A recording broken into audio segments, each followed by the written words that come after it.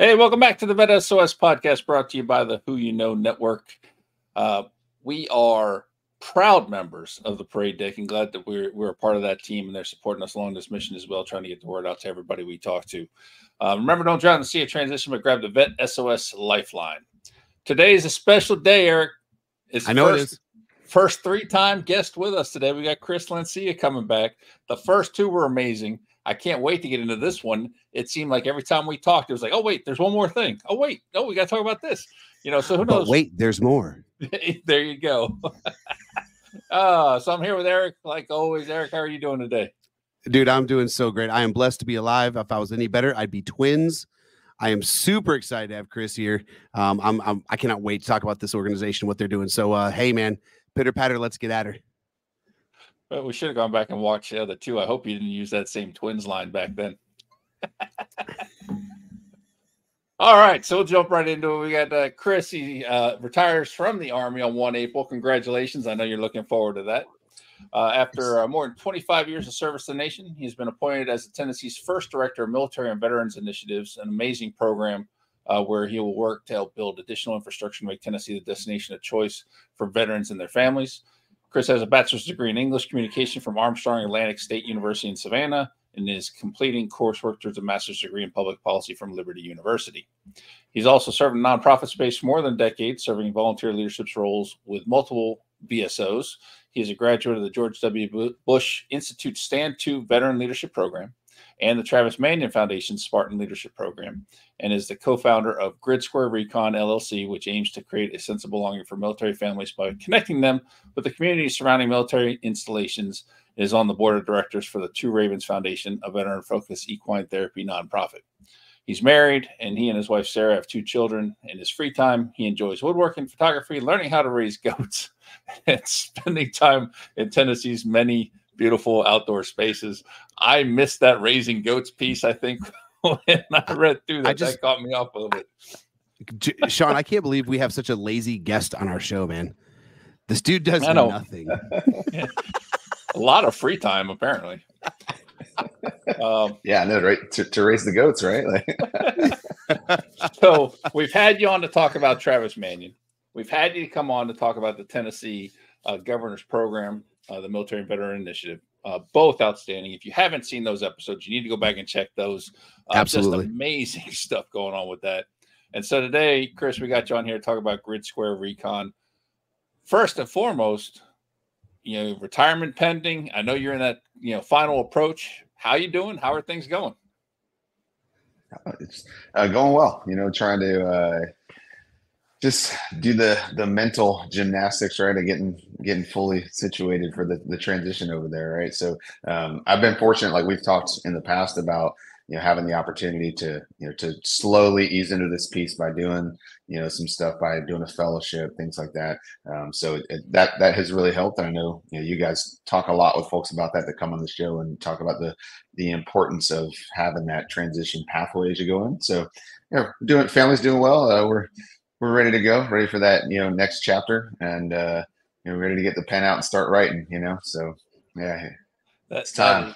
That is outstanding. And I might be mistaken, but I think you're actually now the first guest we've had on during their transition. I don't know that any of our guests were actually still in their transition when we talked to them. So that's pretty good. But before we jump into Grid Square Recon, as far as the transition piece goes, is there anything that you would like to say to the audience about transition? Maybe some tips or something you learned along the way that would help them with their transition?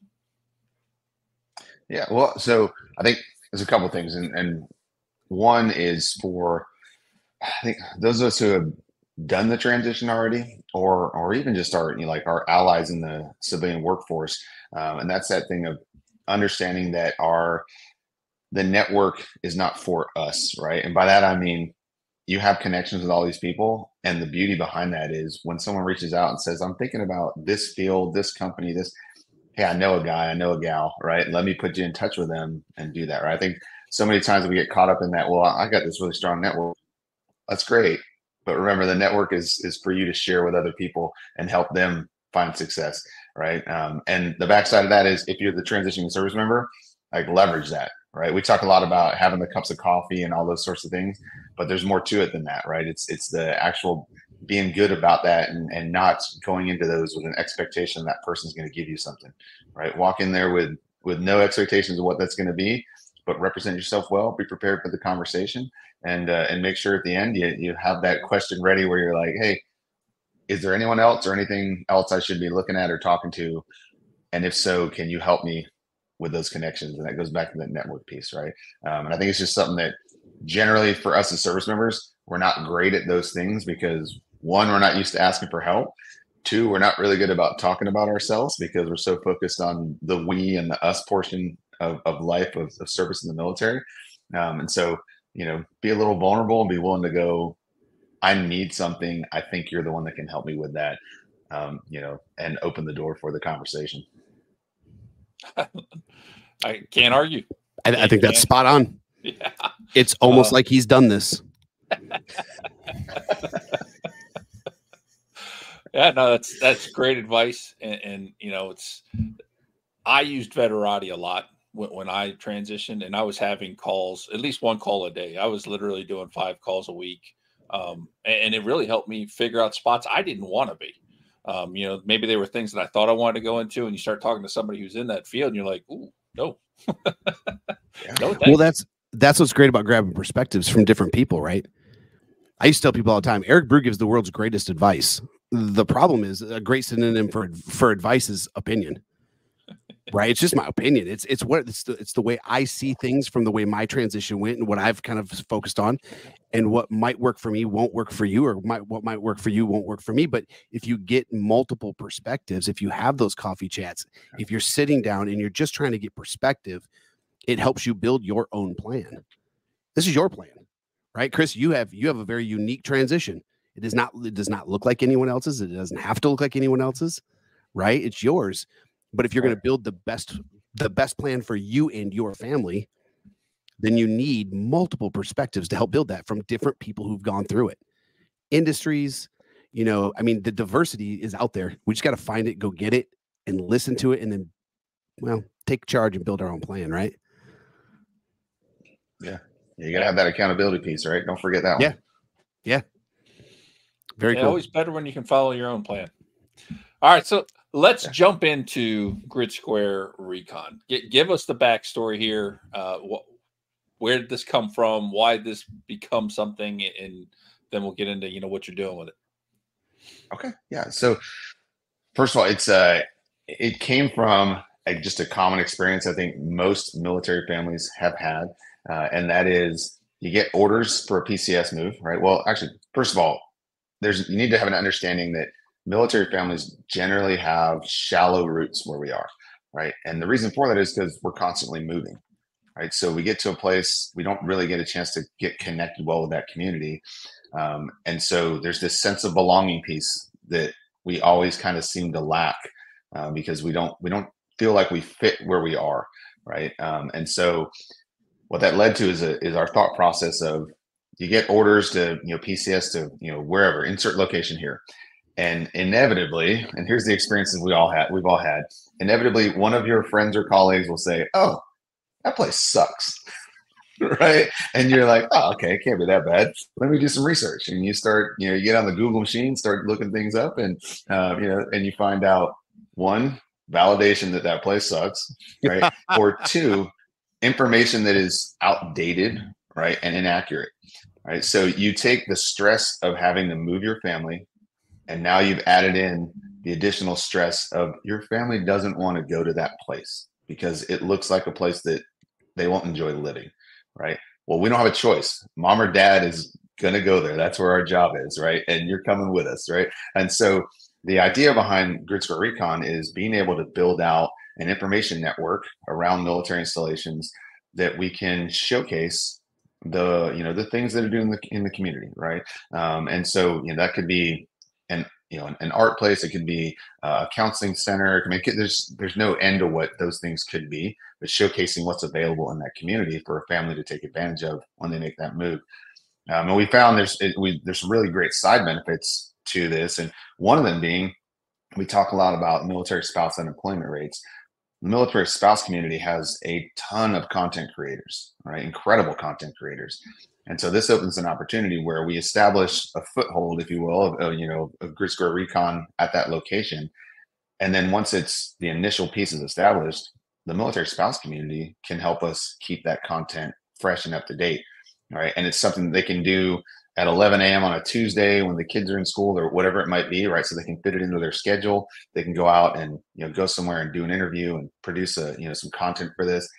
There's an income stream there as we start getting this all figured out, and then it's also portable for them, right? So he or she goes, hey, you know what? We just got orders again. We're moving to this place.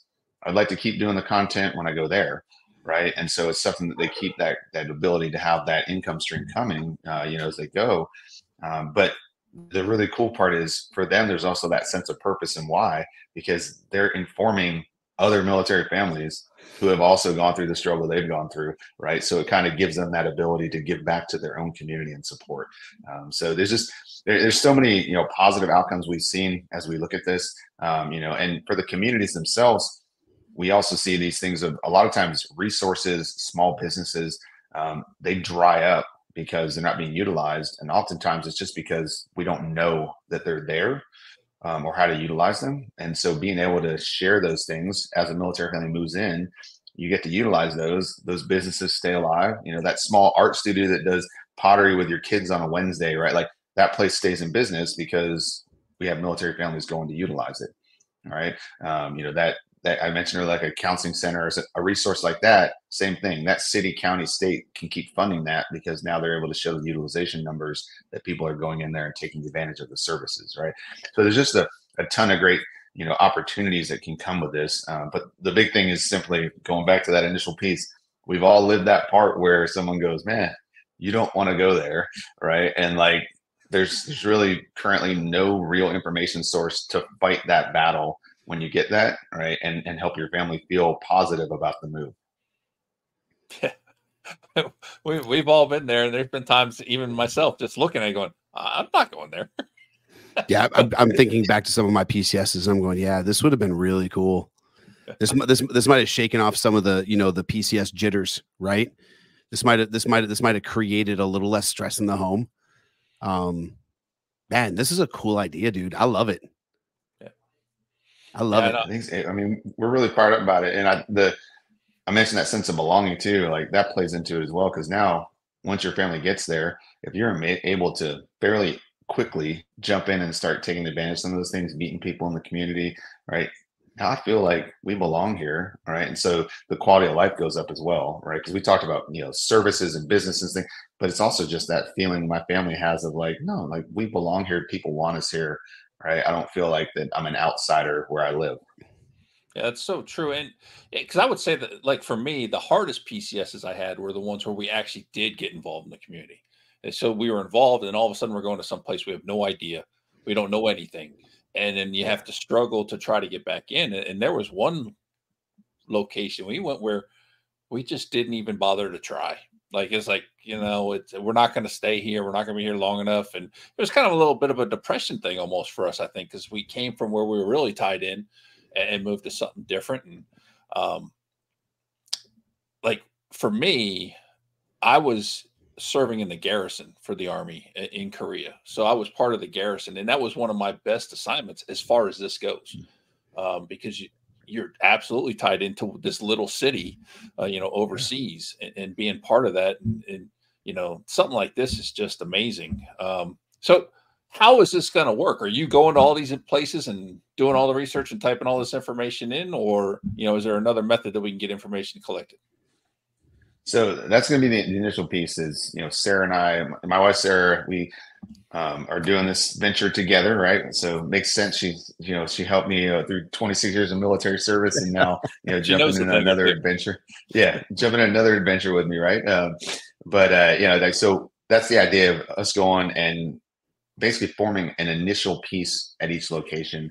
And so right now what we're doing, trying to roll this out this year. We started looking at this about a year and a half ago. And so it's been a slow burn trying to figure some of these things out. But what we're going to focus on this year based on our physical location is building out around the Fort Campbell area in Kentucky and Tennessee. really cool part there is Fort Campbell and the local community have a really good relationship. Yep. And yeah, I think we've all lived, not true in every location, right?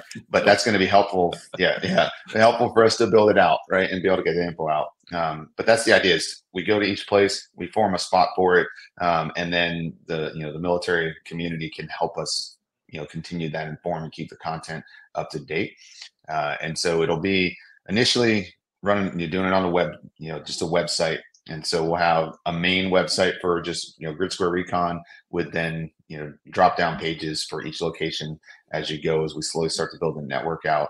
And then long term, we'd love to, be able to get into the space where you're doing, have an app, right? And then even an app with geolocation. So, hey, my family and I are taking a trip because we've got a couple of different places that are, on our assignment list. And as we go in those places, we pop up the app, we check it out, we see what's available. We're here, right? Let's spend the day going around and hitting some of these places, checking them out. And so, being able to have it that way, so it's easily accessible for the military family to get in there. Because I think that's one of the other things we run into. And I know you guys run into it even with the podcast sometimes, right? Is like that ability to access some of the information you need, right, to do the stuff. So the easier you can make that for the family to get a hold of, the more of an impact you're going to have on them. So that's kind of like the initial plan as we're looking at is how we roll it out. And then, we're an Army family. So, starting out with some Army installations just makes sense for us to know things, right? But what's really cool is the network through some of the things I've been able to, be a part of in my career. We've got friends that are in the Air Force and the Navy and the Coast Guard and the Marines. Right? And so we can reach out to them and go, cool, hey, we're going to come and do this around a Marine installation, but we need your help because I don't really know what a Marine family would find important or impactful. Can you help us with that? Make sure we're getting it right. I love that. Because like, I know you let me know when you want to do Jacksonville, because I know the Jax Mafia will step up and be all about trying to help you build that out. But Eric, he brought up a point there that I didn't even consider. And that is when you're looking at options for your assignments. Yeah. Right. Because sometimes I've heard people get options. I don't know how that works. Experienced this, but yeah, I think that's a fairy tale somebody's told once. But to be able to compare two different locations and see what's the better fit, that's amazing. And I think if we're able to tie this into like the garrison headquarters and stuff like that to, continue to push it, because that's, once you know what the garrison is, then you start going there when you get a new assignment to first find out about the area. But I don't know. What do you think, Eric? I think it's a fantastic idea. I do want to ask, Chris, I've heard you talk about the active duty families, active duty spouses being able to get involved and help you build this out because they've got a vested interest, right? And I want to submit this to you, and I'm sure you've already thought about it, but dude, we've got some old crusty retirees that are still living around places like Fort Benning who would love to help you out.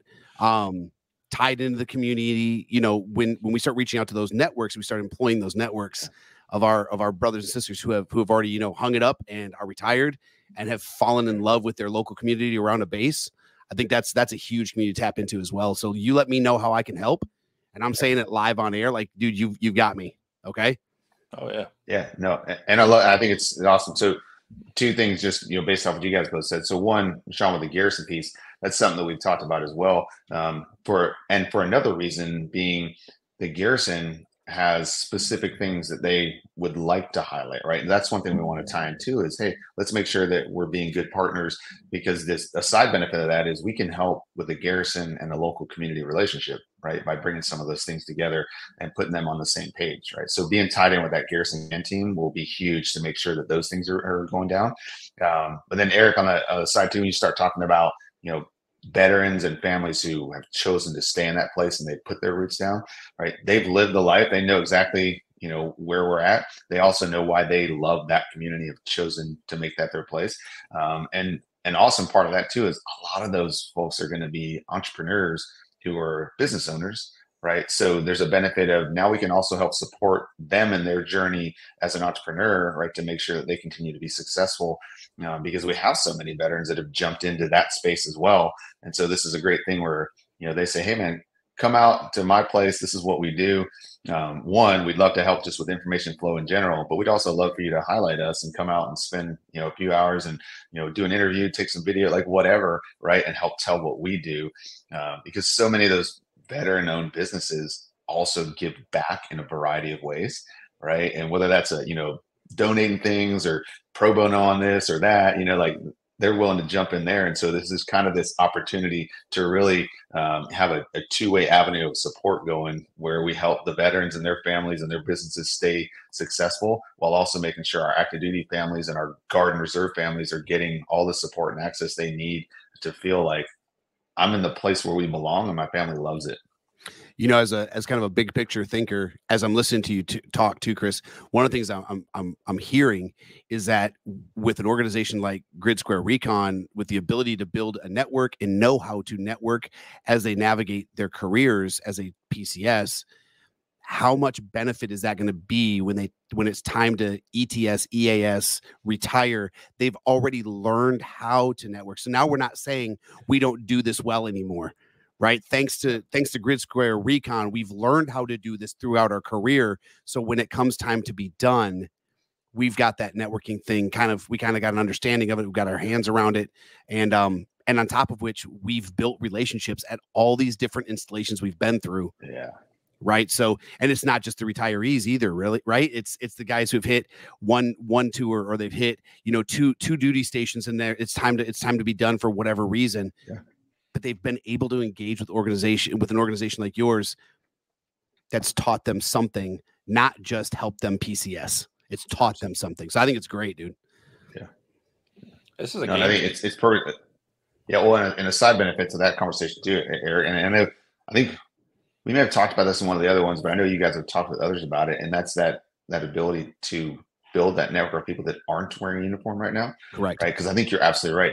Part of the reason the transition is so hard is that many of us don't get the opportunity, or sometimes don't take advantage of it, to get out there with the folks that have taken off the uniform already, or the folks in the community who never served, but they're there to support you, right, in any way they can, right, and get out there and have that network, right, because it's so funny how many times I hear someone go, yeah, I was like at my kid's soccer game and I'm talking to a guy who's a GM of this place. And he's like, well, hey, like, here's my card, give me a call. Let's have a cup of coffee. I'd love to talk to you. But it's something that person has no tie to your military service whatsoever, but they'd love to help, you find the right opportunity.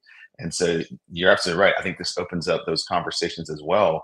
All right. So that when it is time, and maybe like to your point of, a couple of duty stations, maybe I did 6 years and I'm like, well, actually that place we started out at, like, I think that's the right place for us. So let's reach back out to those folks, that are still in my network, that I tap like on their LinkedIn things every now and then, and see if they're open for a quick call. And, we're thinking about going back there. Right. But we've opened that conversation avenue for that service member and their family to have the right opportunity for them. Yeah. And that's the thing about networking, right? Networking is great. Shaking hands, having a cup of coffee, that's fantastic. But what it really boils down to is building and cultivating relationships. Oh, yeah. Right. People aren't widgets. So it's not about just getting somebody because they can do something for me. What we're able to teach someone now is how to actually cultivate and build a relationship. And sometimes, and I'm Sean, I'm a lot like you, right? I spent 9 years at a single duty station that I absolutely adored. I became involved in the community. My son dated the sheriff's daughter. Like, I can say that legit. It's not just a country song. Like, my son dated the sheriff's daughter. I had a wrestling team that I ran, the local wrestling team. Like, I was there for 9 years. The downside to that is the leaving, because you think it's going to be the last time you get to interact, and you think it's going to be the last time you're going to get to be there. But with something like Grid Square Recon, where you've built these relationships, we've learned how to cultivate relationships. It doesn't have to be the last time, right? We can still stay tied in. We can still stay connected, so that when our time is up, if we want to go back there, we've still got the relationships to do so. Absolutely. Yeah. So that's, dude, what a powerful move, man. No, I appreciate it. And it's like, I think what you just said too, that hits on something that Sean said earlier, and that's that sense of loss piece, right? Like, when you do feel like you belong in that place and you have to leave it, right? And so if we can provide that piece where, yeah, I'm losing this, but I feel good about the place that I'm going. And I've also cultivated the relationships where I'm going to stay in touch with them. Yeah, I'm not physically living in that city anymore, but that doesn't mean that all of those friends and now family that we've built there, right, are gone, right? This isn't 1972 where it's like, well, bro, I might send you a letter every now. Like, dude, we've got so many communication pieces, right, that we can maintain those relationships, and keep them up. And it does. I think it will help with that piece, because Sean, that was a great point you made earlier too, Sean. Like, the sense of loss, that's a huge part of it. Dude, because you're not sure about what you're facing, but you know what you're leaving. Oh, yeah. Right. And so like, trying to get your family to deal with that piece, there's a huge mental, part of that as well. Chris, I'm 47 years old, dude. I'm just now figuring out that I can build true friendships because I got really good at acquaintance, because for the vast majority of my 25 years of service, I had this mental picture that my friends did one of two things, right? They either move or they die. That's what happens to friends, right? They either move or they die. That's all I got to experience. And so that was my mental block on building and cultivating. And I'm just now learning this. If I would have had a Grid Square Recon, right? Something where I could help cultivate and really, really dig into friendships. I don't know, man. What a quality. This is a quality of life thing. This isn't just this isn't, like I said, this isn't just a widget thing that you get to use. This is building a better quality of life for our service members, for their families, for their children. Dude, this is incredible. And Chris, you just proved you can teach an old dog new tricks. Right. Well, and it's funny as you're saying that. I think I'm in the same boat, right? And I've always had that same kind of view on the friendship versus acquaintance, right? But then it's also that thing of, I always had a hard time asking people for things because I always felt like, oh, I know you say you want to support me, but I'm sure that I'm asking too much, or like, or whatever that might be. And not being able to be humble, or to be gracious about the fact that that person on the other end, they do want to help you. Right. Like, and now it's on you, because I can open the door and say, hey bro, give me a call. Right. I'm happy to help. But now you got to make the daggone call. Yep. Right. Like, I'm not going to chase you once I've offered you my assistance, right? Give me a call and I'm happy to open my network up and connect you with 80 people, if that's what it takes to help you find the right place for you. But you're right. It's that thing of, we've always felt like, because we get conditioned to that, figure things out at the lowest level, figure them out on your own, take the initiative, all that. And what that, I think, breeds in many of us is this tough time taking people at face value when they say, call me so I can help you. Right. And like, here you go. Yeah. Absolutely. I'll tell you what, man, I'm so mad that I missed you at the MIC. Like, I didn't even know you were there. I mean, I would have loved You were there? Yeah. Yeah. And it's funny. I sent Sean a message because I walked by, I found one of your guys' coins, and I'm like, wait a minute. Yeah. I found out after the fact. Like, man. But well, the good news is, Chris, the next one is going to be right between you and me. Yeah. So we're going to hit up. We'll be at Atlanta too. So Eric's least favorite part of the podcast is coming up, which is where we're at the end. And it's amazing when we talk to you, Chris, how quickly these episodes go. But looking back at your bio, there's this little Two Ravens Foundation thing that's veteran focused equine therapy that may have to be a fourth episode. I'm just saying, but I'd have to, find out first, is there going to be facial hair if we do a fourth episode, now that you'll be officially retired? Oh yeah. So it's funny, actually. I had a good laugh this morning with my wife, because I was like, oh, hey, I got to make sure I shave them. Oh wait, no, I don't. And actually, in my speech at my retirement ceremony, I included our host for it was a friend named Tom Mattingly, retired Master Sergeant, old school, 160th Night Stalker, but he has this glorious, years long beard. And so I definitely mentioned that in the speech, I think probably twice, where I'm like, Tom, like, you're my North Star, bro. Like, that's where I'm trying to head. So that's awesome. I cannot wait to see that. So let's do this. I'm going to go ahead and queue up the fourth episode. If you can, Chris, I want you to give us a teaser. Give us a teaser as to what Two Ravens Foundation looks like. Just a teaser, though. Yeah. So first of all, when we do this, what we'll do is we'll bring on Reed Knutson. So Reed is the founder of Two Ravens. And so the backstory on that is, Reed himself been around horses, for most of his life, and knows the power that the animal horses are very intuitive, in their ability to connect with someone and really kind of feel emotion through you. So he went to a couple of different programs and came up with this idea of starting one local here in Middle Tennessee, that will be focused initially on veterans and their families, but we've also talked about first responders and that, but having the ability to work and not just, hey, come out and let's do some horsemanship, right? But really do some looks at as you come into the program, where are you at, right? Let's kind of get a gauge for the things you need and what we can help you with. Get you with the horse, get you talking, get you out of your comfort space maybe a little bit, provide some, some space for vulnerability and growth. And then at the far end, be able to see kind of where you're at. And one thing I think is unique about this with Reed's idea is it's not just simply come in, do the program, because we're back to that sense of loss, right? We have so many opportunities in the veteran space where we bring you in to provide something you need, but then it's a very unique thing and you walk away and you no longer have access to it. So I gave you something that I think can help you, and then I took it away. Yep. Right. And so that's one thing. He's like, cool, let's do this. But then also you can come out to the ranch any dang time you want, and you can come and throw hay, play with the horses, go for a ride, like whatever you want. But I don't want to take it away once I've given it to you. Yes. And so that's kind of where we're at right now. But, it'll be awesome to bring Reed in and be able to talk about it. But, I think a cool part now is we also have an opportunity to really showcase some of the things that equine therapy can provide, because there isn't a lot of data out there at the moment. And so that'll be neat as we get into that and see that as a modality to help, right? And be able to really dive into it and see how we can help get this on maybe a wider, piece for people to take advantage of. I think we need to add to the caveat, though, that he needs to come in looking like Rip from Yellowstone with the hat. There we go. Yeah. Oh, he will. He'll come in with a hat. Oh, both of you, not just him. You too. Oh, let's do it. Yeah, we'll bring the cinch shirt, like the whole nine. There we go. I can't promise a bolo tie, but we'll see. As a kid who grew up and had his first horse when he was, I think, 7 or 8 when I got my first horse, I'm down, dude. I'm ready to listen. So, okay. Unfortunately, Sean's right. We are at the end. This is not my favorite place. I hate closing this thing out. I don't know why it makes me do it all the time, because I want to keep talking. However, I got to ask, Chris, we've done this 2 other times. We're going to do it again. What's the best place for our audience to connect with you? And I know you guys throw it in the ticker down there, but LinkedIn's the best place to reach out and touch base.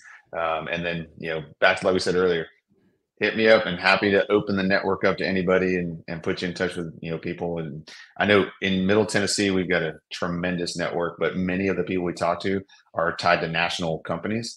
So if you're not in Tennessee, that's fine. Hit me up too, and we'll make connection with them, and they'll help you find an opportunity, in the place where you are or where you and your family are choosing to try and set down your roots.